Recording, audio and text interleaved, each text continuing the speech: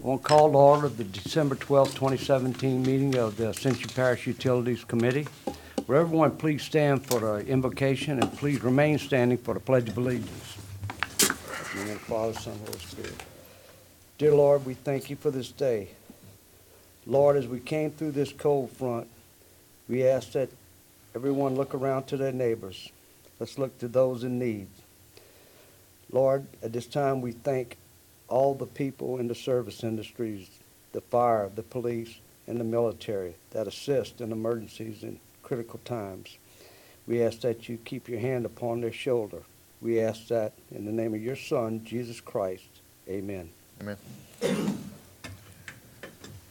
I pledge allegiance to the flag of the United States of America and to the republic for which it stands, one nation, under God, indivisible, with liberty and justice for all.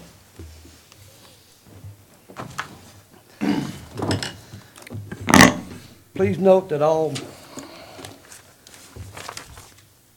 committee members are present.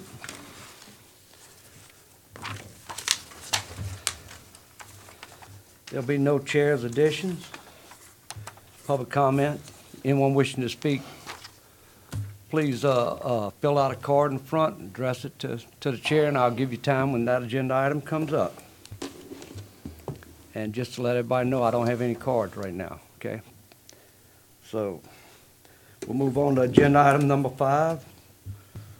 Report on Parish Utilities of Ascension. Mr. William Daniel.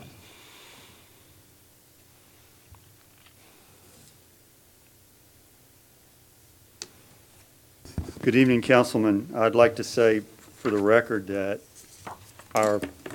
when I was in East Baton Rouge, we never went this late, so I may not be on my best game. I put on the Nova System a water audit report, so you should be able to get it. It's, as I promised, it's in a little different form than it was last time. So what we are doing is we are standardizing all of the activities that we do out there. This is sort of the first step. We are also standardizing the backwash, leak detection, field repairs so that we can come up with better numbers continually. This is, of course, a work in progress. We've also got a standard form now for a line flushing report. So we're going to continue to standardize that as we go along. So you can see on the new form, we metered. So what I'm trying to do is identify non-revenue water and get that down to as low as a possible number.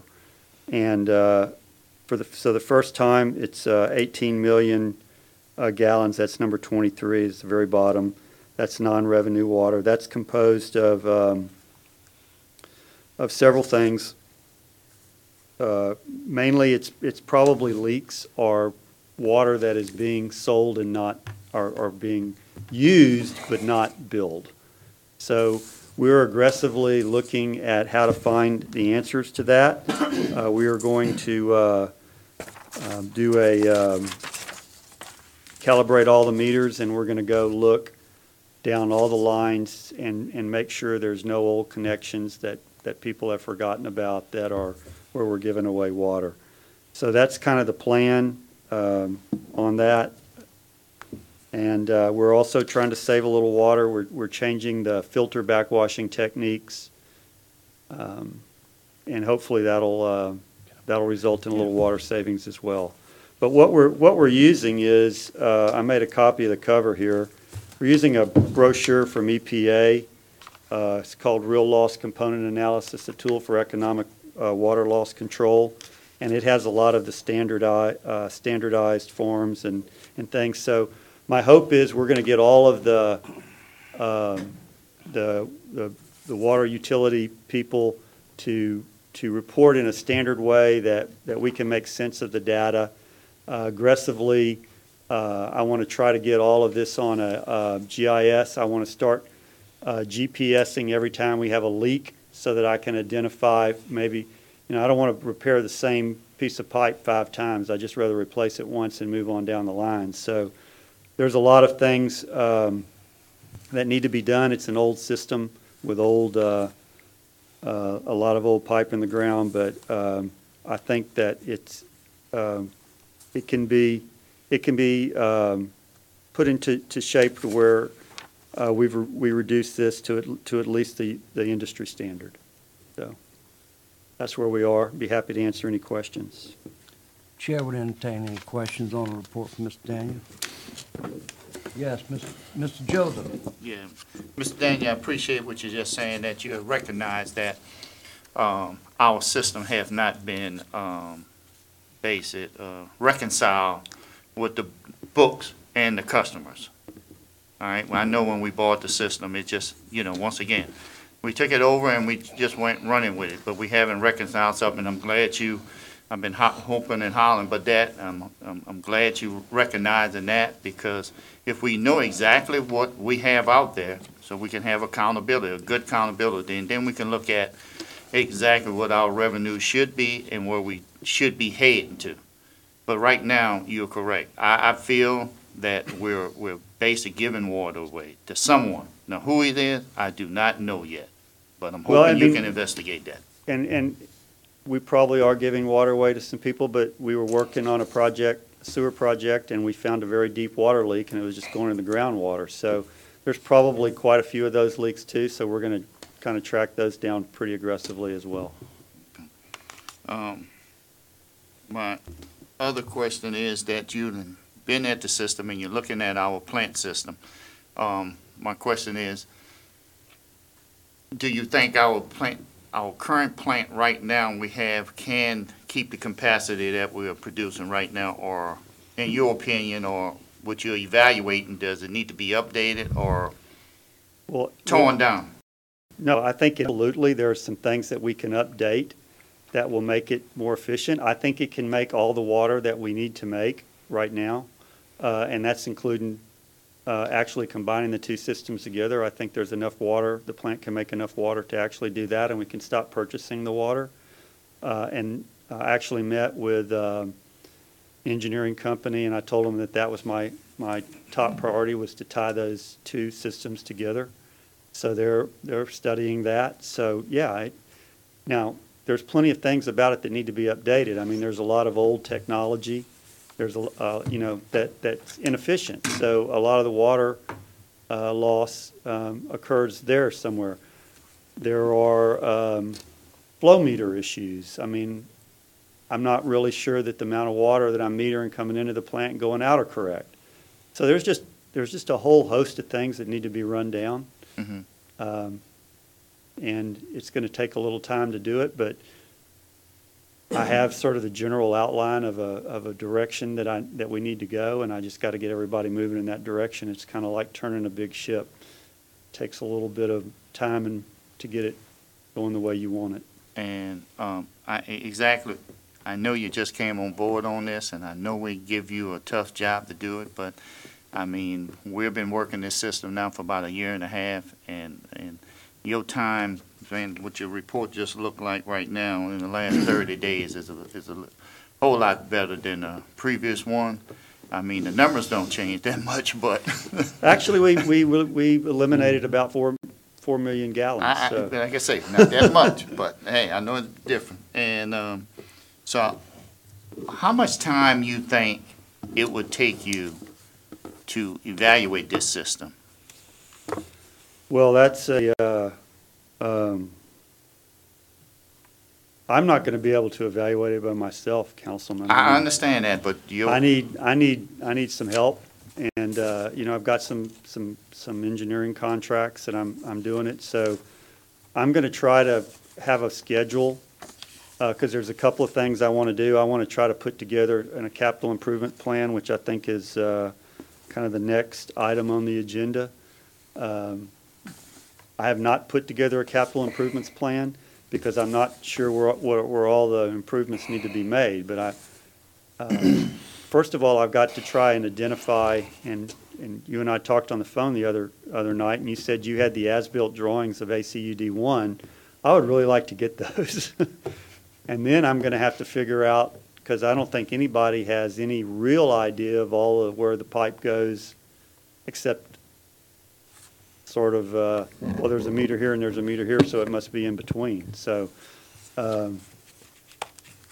I need to get that. And then, once we sort of identify all the assets, then we can come up with a plan. So I would really hesitate to say that I can tell you how long it's going to be, but it's going to be as fast as I can do it. Okay, all right. Thank you, Mr. Chairman. Yeah, quick question for you. OJ, he said you got the as-built drawings for Yeah. them? I didn't know they didn't have it. I mean, Where- they've been, Where are they accessible? Where did you get them from? huh? Where'd you get them from? I had them when they first started, and then Okay. I also went to GSA, just like I always told everybody else, go to GSA and get them. Now, All right. they didn't do it, they ain't my problem. I took the initiative and went and did it, Thank you, sir. because I had water leaks in my district, I had constituent didn't have water. All right. So now, administration or whatever didn't want to do that, that's not my fault. I just want to know where you got them. Well, they the one built the system. They can get them. They can get them. All you had to do is request it. Yeah, Mr. Apparently, they Johnson. couldn't do that. Mr. Johnson. William, thanks for the information, and breaking this down for us the way you have. And you kind of brought up a couple of points this evening as far as the status or the situation we have at the plant, in dealing with water, potable water that we're producing and selling to people. Have we had any quality issues, or where are we at with the quality part of what we're producing, and what are we doing to make sure that we're not going to run into any issues in the future, even though we've had, we're kind of where we are with the status of the plant? Well, we are, I think we're on top of the quality. I mean, the plant is old and the plant has leaks, but the quality of the water that we're producing is excellent. But I have, in the audience, I have the engineers who measure the water quality, and I'd love to have them come up and tell you how good it is, if that's okay with you. Yeah, definitely.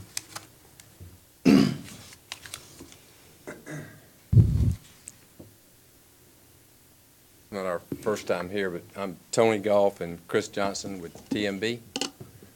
And I think the last time we were here, we had just done a, Distribution study. yeah, for Yes. the, was it second quarter? I believe it was for the third quarter. Okay, for third quarter.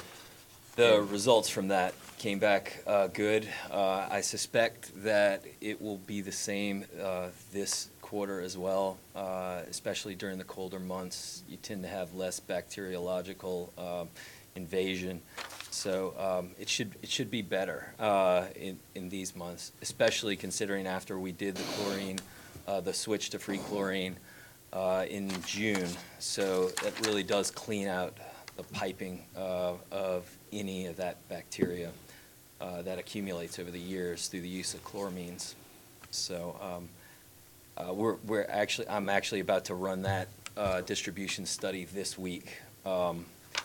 As well, we monitor corrosion levels, and through the use of corrosion inhibitor that you use, everything has come back spectacular in that regard.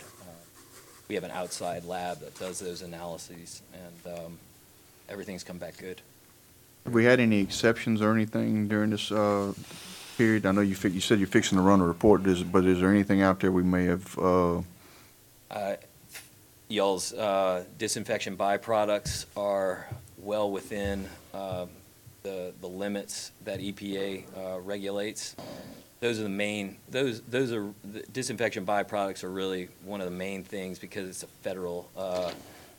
federal issue. So and y'all have been within the range, well within range actually, in comparison to even just the surrounding areas like Assumption and other areas as well. Y'all are doing well on that.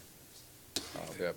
And see, earlier this fall, Assumption Parish had a chlorine burn for like 30 days, Yeah. maybe 45 days. So obviously you get water from Assumption Parish, so that really, in a sense, you had a burn as well because that carried all the way through your our system. So I suspect we're going to get real good numbers when we do our profile this week or next week.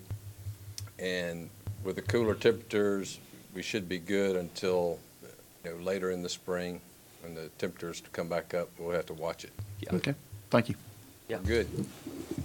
Yes, Mr. Sadler. Thank you, Mr. Chairman, and Mr. Daniels already left the mic. These questions are going to go back to him.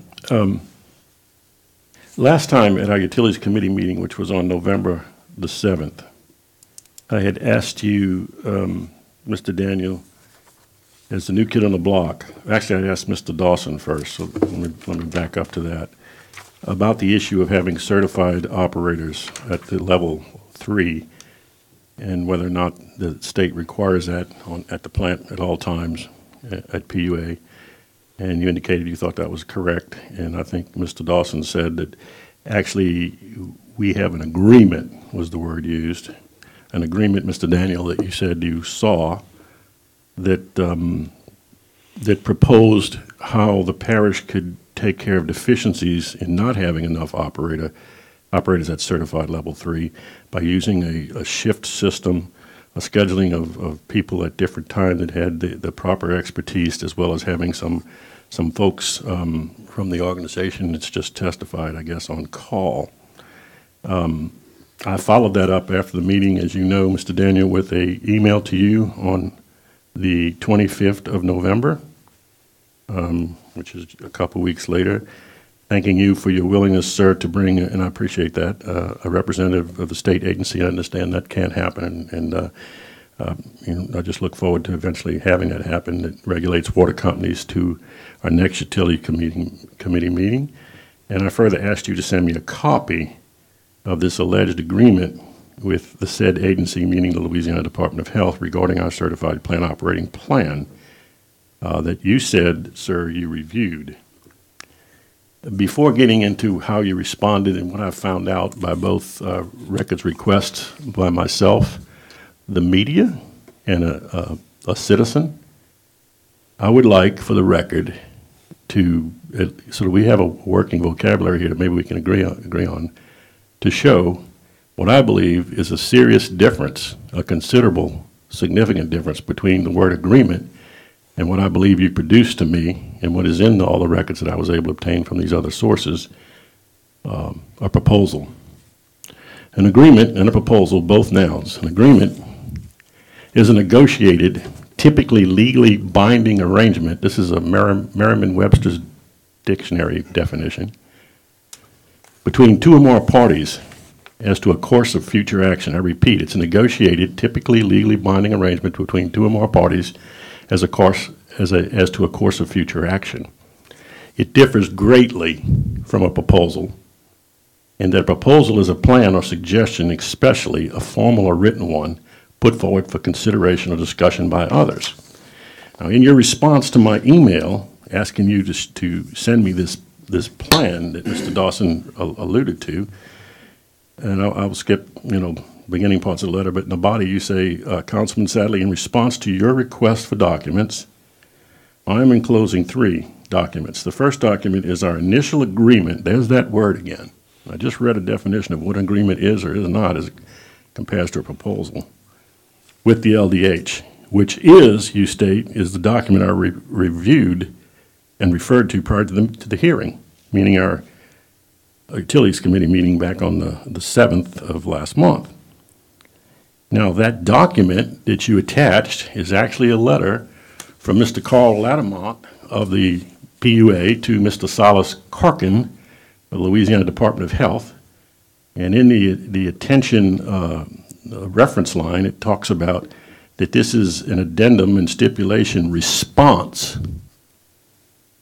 to a warning letter dated September 18th, 2017. It actually gives the number of the violation. It's PW SID number 1005035. And skipping the length of that letter, but cutting right to the chase, Mr. Ladmiralt is telling Mr. Karkin, the attached schedule illustrates that the PUA has made every attempt to schedule a level 3 certified operator on shift with operators with a lower classification, as well as assign a level 3 to be key word, on call whenever it would be possible. So that's on October 4th, and you say in your response to me that that's what you were referring to last time as an agreement.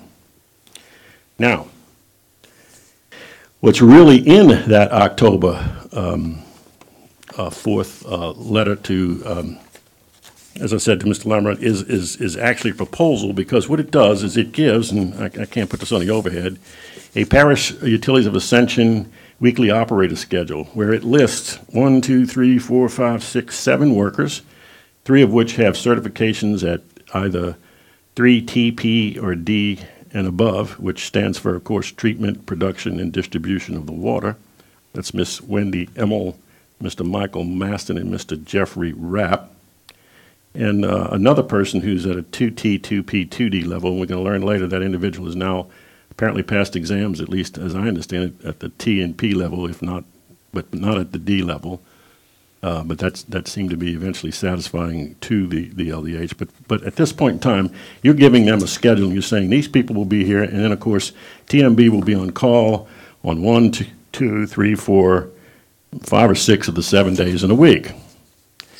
Now, you state back in your response to me, the second document, Councilman Sadley, is a revised agreement after meeting with the LDH. That would indicate to me, sir, that you guys physically met after I brought this up last time.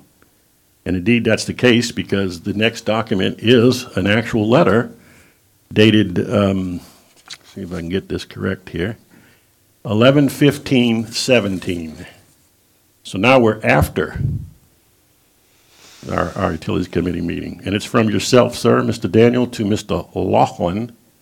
Excuse me, it's a Mrs., I guess, Amanda Laughlin with the Louisiana Department of Health. And again, it picks up the same PWS ID number, 1005035. And it says it's a response to the warning letter that they issued to us dated September 18th. The key pertinent thing in there, it says, is a follow-up to our meeting on Thursday. So there's an admission of even the date, November 9th. Again, we met on the 7th, so 2 days later, you guys are meeting. That's good. At least we're trying to straighten it out. It says, pursuant to your request, we have scheduled a level 3 or higher operator now to be present at all times during the operation of the plant. And you now supply different schedules than the ones that were in the October 4th letter. One in effect immediately and will be in effect to the end of 2017. Schedule A. Schedule B will take effect then January 1st, 2018. The truth of all this, in my opinion, is both of these letters, the one that you authored and the one Mr. Laudermalt authored, are proposals by the definition I've rendered.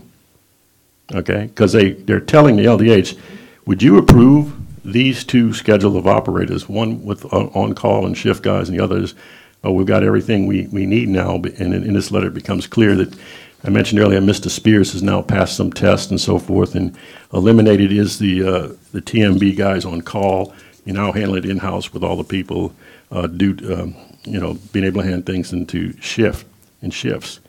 Now back to your email to me, sir. It says the final document, document number 3, is LDH's acceptance of the PUA's revised operator schedule. Indeed it is, and congratulations, finally, because it's accepted by letter from Silas Cochran, again, from the LDH, to yourself, and copied to half a dozen or so people inside of LDH, Benjamin, Aber, Nagel, I don't know these people, Williams, Dawson, I do know that, that's Ken Dawson here, Zianka Kayet in-house, Kimlin Bailey Lomas, Toledo Wesley, and Carl Laudermont. Good morning. The proposed operator schedule submitted on November 15th, okay, that's 8 or 9 days after we met on the 7th. Via email for the surface water treatment plant at Parish Utilities of Ascension, PWS, again is at ID 1005035, has been reviewed. Our office wishes, let you know, we find the reference schedule to be acceptable. The letter to this effect is attached. In fact, it's a certified letter. And by the definition I rendered earlier about what's the difference in a proposal and agreement, okay? Is it agreement, a negotiated, typically legally binding arrangement between 2 or more parties as to a course of future action? They're now accepting, in fact, it's sent by certified mail, return receipt requested on 11/22/17. Maybe y'all didn't get it yet or whatever, because the email's dated 11/26. So I'm going to ask you again. You said you saw this agreement. Is in your mind the word agreement and proposal a synonym? a synonym, or do you wish to address this in a different manner Is this this an afternoon? English question, an English discussion? Are we talking No, I'm thesaurus? I'm just asking you, And when I'm you trying say to you. understand what your Well, point is, sir. my point is very simple. You said you saw an agreement, and you have supplied to me nothing that says agreement was in place when I asked you the question. I And I supplied don't to wanna- you the let me document just that I finish. referred to when I spoke to you in the council Let me finish my meeting that statement. day. You're asking me what I mean by it. I do not wish to call you a liar, and I'm not going to do that. But I think materially, the facts of what I was asking you was not represented to me, I think it's fair, correctly, by telling me that you saw an agreement. What you saw was a proposal written by Mr. Laudermilk, and then you actually followed up on that after our council met, our committee met, and proposed a different proposal to where finally, no more than a few weeks ago, they said, yeah, it's all okay. And So is there a question in there? well, I mean, I don't like misrepresentations of facts because Well, if there's any facts being misrepresented, sir, I think some of them are by you. okay. Well, you're entitled to make that three documents. Are they not the three documents I've talked about? My understanding was that that letter was an agreement from Mr. Laudermilk between LDH and Ascension Parish. But it wasn't. They hadn't agreed to it until they Well, finally agreed to Mr. it. Sadly, So, Councilman, so, let him answer. Mr. Daniels, okay. go ahead. So I looked at that letter, I spoke with Mr. Dawson, and I spoke with LDH, and they said, yeah, this is where we're going to go. Then shortly thereafter, they said, you know what? This is not acceptable to us. We originally said it was okay, but we have now come back and said we would like for you to do something different. And so we arranged a meeting with LDH. They came to our office. We said, what is it exactly that you want us to do? Because we thought we had an agreement. We and- thought we had an agreement. Mr. Sadly, let him answer. Yes, sir. We Let thought me we had an answer, agreement. please. Now, you have to understand that I came in on the tail end of all this I understand that. when I was, trying to look at it. So when you asked me what I was referring to, I was referring to the agreement that was done but by the administration and Mr. Laudermilk on how we were going to staff the water plant. And so LDH, my understanding was, had agreed to that. Then there was a phone conversation where they said, well, when Mr. Nathan, what's Nathan's last name? I can't remember, but yeah. When he gets his reciprocity, then this will work. But we need you to do something different during the time. So I said, okay, well, come talk to us. So they came to Ascension Parish. We met, and we came up with this revised agreement, which is not all that different from the agreement we was, except for we originally thought All right, it was okay. Mr. Sadly, he's trying to answer. Let's cut So- that. please, So no, what I Mr. think, Sadler, so what I please. think is He that. asked Mr. Chairman, Yes, I'm asking him. he's trying to answer I'm your trying to question Could you right summarize, now. sir? Because I have a problem with something that you didn't send me, and that's, I think, going to nail this whole thing down. Okay, well, then I'll defer to what I didn't send you. What is that? I have an email here from Laughlin with LDH to Susan Taylor, copied to Ken Dawson and yourself. And it's referencing, once again, PWSID 1005035, PUA. And it reads very simply, thank you. We will review your proposal and respond back to you, Amanda. So they're telling you at the LDH, and you're copied on it, sir, and Mr. Dawson's copied on it, that you do not have an agreement. We're going to review it, because if it were agreed upon, we'd already sent you the certified letter saying we agree on it. When we had the meeting in the room, she told us exactly what she wanted in the schedule. We sent her that. But you So I emailed me think on it the was an 25th agreement, of and it- November. And, sir, it was agreed upon. But you answered me an email on November the 25th, and you didn't include this email. It wasn't what you requested from me. You don't think it's important that you're talking to a councilman when I'm asking you for documentation about agreement, that Amanda Laughlin's telling you on the 16th, 9 days before you're emailing me, that we don't have an agreement? We have a proposal here? I sent you everything that was responsive to your email, sir. Okay. Thank you, sir. Yes, thank you. Mr. Ken Dawson. Yes, let me just give some clarification here. There was a meeting that was initially held at LDH office to discuss how we deal with the operators. In that particular agreement, William Daniel was not on board at the time. In that particular meeting, with about 5 LDH people, along with our attorney from Rodale Parsons, we talked about how we dealt with the items of making sure that we had the right operators on staff. In that particular meeting, that was an agreement, it was agreed to. Let me just say it was agreed to in that meeting that we could actually utilize assistance from T&B and come up with the schedule as Mr. Daniel stated. After that, there was an email sent by LDH and said, basically, we can't head in that direction. After that, we was agreed to in the meeting. Then we brought in the chief engineer from LDH to our office, which we sat in there and went through a detailed plan of how we satisfied their needs. It was agreed to in that meeting that this is what they were looking for. It was also stated that they appreciate the efforts of trying to get the certified operators, all of them taking their tests and getting the certifications to make sure that we comply with their requirements. So was there a written agreement? It was discussions that were going between us and LDH of how we meet the requirements that they were stating. And that was done. In fact, the chief engineer from LDH lives in Dutchtown. And so she was able to come to our office, invested in what we're trying to do, and we worked out a plan to get it done, which is implemented. And we were in constant discussion with them to make sure they understand what we're doing. So, Mr. Thank you, sir. So, Mr. Dawson, Yes. okay? You were copied on this Amanda Laughlin letter to Susan Taylor on the 16th of November. Is that not right? Yes. So you were aware then, along with Mr. Daniel, because he's copied on it as well, that they were responding, thank you, we'll review and respond back to you. So whether you thought, or Mr. Daniel thought by you telling him so, that there was an agreement, this state watchdog agency is telling you, and they're telling you this on the 16th, a full 9 days before I get the material that I'm told I requested the wrong thing. So do you know, if you honestly believe that there was an agreement.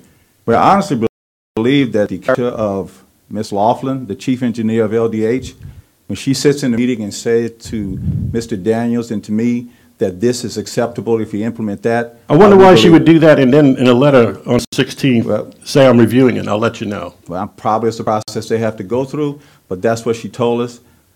See, because when you write things down, it immortalizes it. It's not a function of just he said, she said anymore. Well, this is real. Well, it is real, and that's why the water quality is great at PUA. Thank you, sir. Thank you, Mr. Chairman. Thank you. Any other discussion? With that, we'll move on to agenda item number 6, discussion of capital improvement projects and revenue requirements. Mr. Daniel. Thank you, Mr. Chairman, council members. So I'm awake now, by the way. So they asked me to put together a list of capital improvement projects and the revenue requirements to get them. And so that's where I'm heading. I think I spoke a little bit about it prior to the in the report on the parish utilities, that we're going to try to identify all the infrastructure, and then what we need to do is then look at that infrastructure and decide what the useful life is of the equipment that we have, and then have a plan to set aside money so that we can replace it as we go along. And that's the plan that I'm going to develop in the future.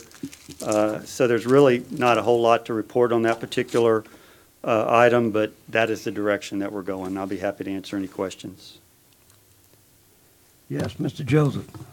Yes, sir. I know you've been here on this short time and you reviewed the thing, but I mean, as you looked at it, and I know you're not an expert on it, you haven't got all your paperwork, but in your mind, what type of figures you thinking this system may take to I couldn't even hazard a guess at this point, sir. I know that's frustrating for you to hear, but I don't want to say something and have it be I understand. Magnitudes off. I understand. I just wanted to know if you had any concept you have. I will have something for you next time that we get together.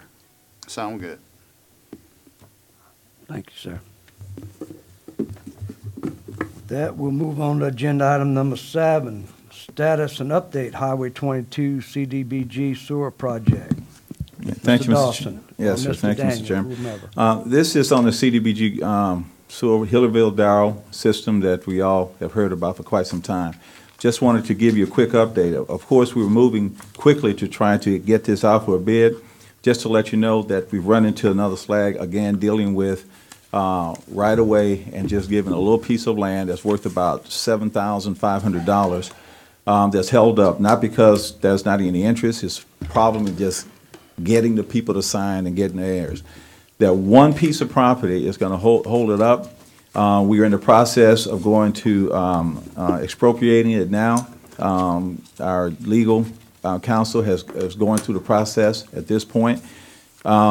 Again, this is a project that's been on the books for, what, 12 years or 10 years, something like that. I know even before I got here. It was needed because it's in a area where people needed sewer. They lost it during Gustav, and we're still having an issue, just small right-of-ways that's not worth money. We want to consider at some point, and maybe have some discussion at a later date, if a project is approved by this committee and the council moving forward, that we automatically start some type of expropriation process since it's already approved.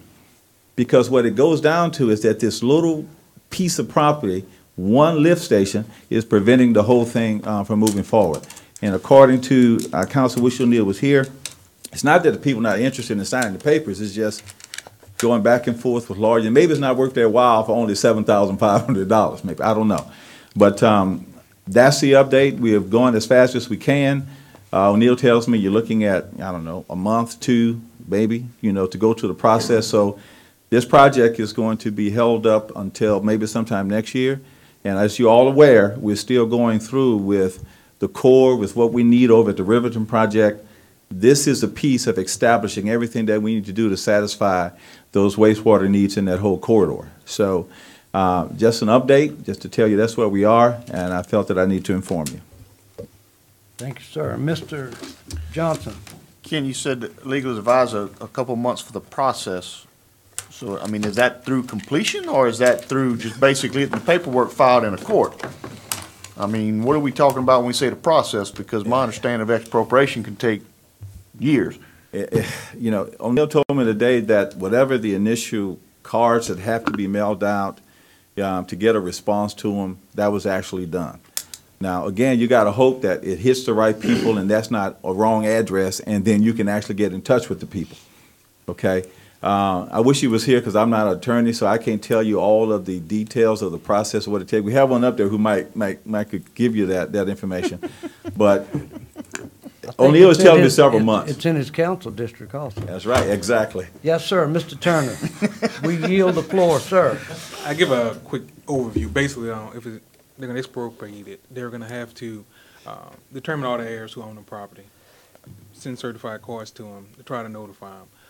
If they cannot locate their heirs, they're going to have to file a suit for expropriation to them and have an executor appointed over them. So if that's the case, if they can't find some of the heirs, it is going to take a while. Once an attorney has to be appointed over the absent parties. Okay. Thank you for that legal advice, sir. No problem. Non-billable. What we did is, what you brought up, sir, is the fact, and Mr. Turner would know as good as anybody, like I said, this has been going on for a long time. It's something that he apparently inherited also, as he got elected. So we need to move forward. Keep us up to date on this. Before we move on to an adjournment, I just want to, this group should be back together again for the next council meeting, but other than that, anybody that's here, guys in the audience, if we don't see you guys, wish everybody a safe and Merry Christmas. Chair would entertain a motion to adjourn. A motion by Mr. Benny Johnson, second by Mr. Sadley. Any objection? Any discussion? We're adjourned.